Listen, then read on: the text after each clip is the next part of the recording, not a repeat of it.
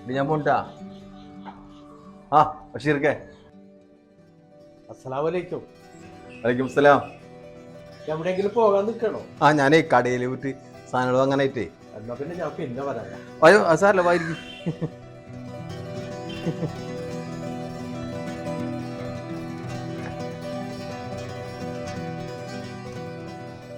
എന്താണ് ബഷീർക്ക വിശേഷം?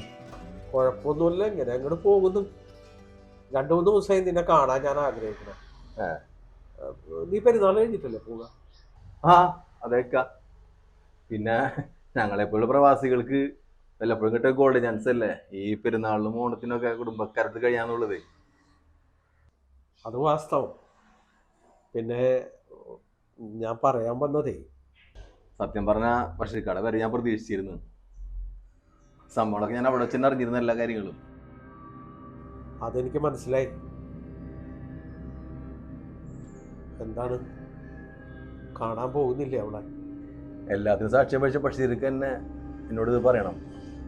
നിന്റെ ചോദ്യം ന്യായമാണ്. ഇടാ, നമ്മളൊക്കെ മനുഷ്യന്മാരല്ലേ.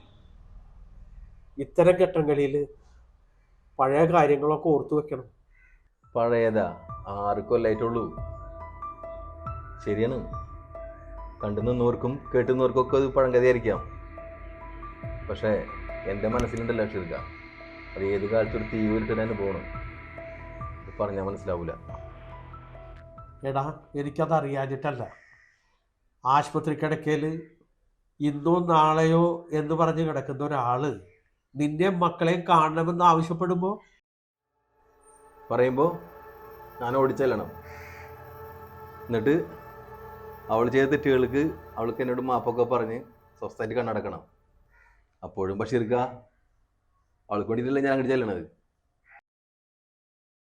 എടാ, അത് പിന്നെ എന്നെ വെല്ലുവിളിച്ച് ഒന്ന് പറ്റവളം മക്കളുടെ കണ്ണീര് കാണാണ്ട് വെളിയും വെള്ളി അച്ചില്ലാത്ത ഒരുത്തൻ്റെ കൂടെ ഇറങ്ങിപ്പോയപ്പോഴേ എൻ്റെ രണ്ടാമത്തെ മുന്നിൽ 8 വയസ്സാണ്. 6-7 മാസം കഴിഞ്ഞപ്പോൾ തന്നെ എൻ്റെ മൂത്തോൾക്ക് പ്രായം കഴിഞ്ഞ്. ആ സമയത്ത് സ്വന്തം ഉമ്മ ഇല്ലാത്തതിൻ്റെ പേരിലേ ഞാനും എൻ്റെ മോളും ഒരുപാട് പേടിച്ചിട്ടുണ്ട്. പരിഭ്രാന്തായിട്ടുണ്ട് എന്ത് ചെയ്യണമെന്ന് ആലോചിച്ചിട്ട്. ഈ ബഷീർക്ക ഒരിക്കലും മറക്കാൻ പറ്റില്ല ഒന്നും.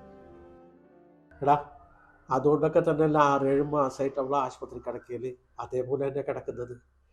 തലയ്ക്ക് പഴുപ്പായിട്ടും കിഡ്നിക്ക് അസുഖം ബാധിച്ചതൊക്കെ വെറുതെ ഒന്നുമല്ല. അവൻ കഞ്ചാവ് അടിച്ച് തല്ലി ചതച്ചതാണ്. പിന്നെ ബഷീർക്ക എനിക്ക് കേൾക്കാൻ താല്പര്യമില്ല. ഞാനെന്നും പണ്ടും അതെ കുടുംബത്തെ നല്ല പവിത്രമായിട്ട് തന്നെ കണ്ടേക്കണത്. അതുകൊണ്ടൊക്കെ തന്നെ ആയിരിക്കാം തോൽക്കാനും വിടാതെ പുതിയൊരു ബന്ധം കിട്ടിയതും അതിനേക്കാൾ നല്ല ജീവിതം കിട്ടിയതും. ഞാനും മക്കളും ഇപ്പോൾ നല്ല ഹാപ്പിയാണ് ബഷീർക്ക. അത് മതി. സ്നേഹം കിട്ടാഞ്ഞിട്ടൊന്നുമല്ല അവള് പോയത്. ചില പെണ്ണുകളുടെ, ഞാനിപ്പോ ഒന്നും പറയുന്നില്ല. എല്ലിൻ്റെ കുത്തിയെന്നാ ഞാൻ പറയുള്ളൂ ബഷീർക്ക. അവൾ ഒറ്റൊരുത് കാരണമാണ് എൻ്റെ കുടുംബക്കാരെയും എൻ്റെ സുഹൃത്തുക്കളൊക്കെ ഞാൻ അകറ്റി നിർത്തിയത്. ഇവിടെ എങ്ങനെ കഴിഞ്ഞിരുന്നു അവള് എല്ലാ സുഖ സൗകര്യങ്ങളോടെ രാജകുമാരിയപ്പല്ല കഴിഞ്ഞിരുന്നത്. അതിൻ്റെയാണ്. പിന്നെ ബഷീർക്ക എല്ലാ മനുഷ്യന്മാർക്കും ഉണ്ടാവും ചില കുറവുകൾ, കുറ്റങ്ങൾ, ന്യൂനതകളൊക്കെ. അതൊക്കെ തുറന്നു പറഞ്ഞാലേ മനസ്സിലാവുള്ളൂ. എല്ലാ ഇതിനും ചികിത്സയുള്ള കാലമല്ലേ. അപ്പൊ ഒന്ന് പറയാറുന്നല്ലോ എന്നോട് എന്ത് കുറവുകളുണ്ടെങ്കിൽ. എന്നാ ശരിയടാ, ഞാൻ ഇറങ്ങട്ടെ. മക്കളോട് ഞാൻ പോടാന്ന് പറഞ്ഞിട്ടില്ല. അവരെപ്പോഴും പോയി കണ്ടുപോന്നോട്ടെ. പക്ഷേ അവർ കൂട്ടാക്കണില്ല. അവർ അത്രയ്ക്ക് വെറുത്തു പോയി. ഈസ, മനുഷ്യർക്ക് മനുഷ്യരോട് ചെയ്യാവുന്ന ഒരു കാര്യം മാത്രമേ ഉള്ളൂ ഈ ദുനിയാവിൽ: മാപ്പ്. ഇൻഷാ അല്ലാഹ് പിന്നെ